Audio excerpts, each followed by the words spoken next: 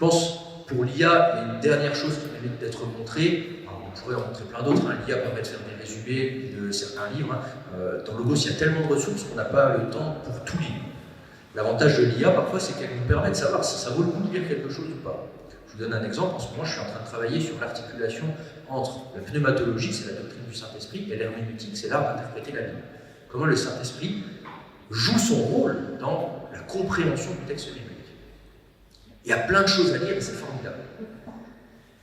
Mais il y a trop de ressources. Parfois, pour gagner du temps, je sélectionne juste un chapitre de livre, je fais un clic droit et il y a la proposition résumé. Et l'IA me propose un résumé. Non pas pour que je n'ai pas à lire le livre ou le chapitre, pour que je sache si le chapitre vaut le coup d'être lu ou pas. Est-ce que ça traite vraiment le sujet que je suis en train de travailler ou est-ce que ça traite autre chose? Là, pareil, je gagne un temps précieux. J'ai perdu des heures de ma vie que je ne récupérerai jamais à lire des trucs qui n'avaient aucun rapport avec le sujet sur lequel j'étais en train de bosser, simplement parce que c'était mal intitulé. On se dit, ah, c'est exactement ça, on lit, et en fait, pas du tout. En 5 lignes, j'ai un résumé d'article, je sais, ok, ça vaut le coup de me plonger dedans, et j'y vais. Autre chose formidable, j'ai ouvert plein de commentaires bibliques tout à l'heure. Vous pouvez, dans votre bibliothèque, afficher les livres par série. Vous voyez, commentaires bibliques, monographie, manuel, Bible, etc. Donc là, 350 commentaires dans la bibliothèque de Théo. Tous ne sont pas en français. J'ouvre 1 et 2 Chroniques parce que c'est le premier qui m'est suggéré.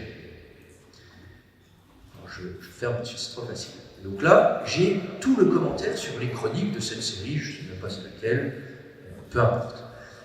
Ça m'a l'air formidable. Si vous maîtrisez l'anglais, c'est super.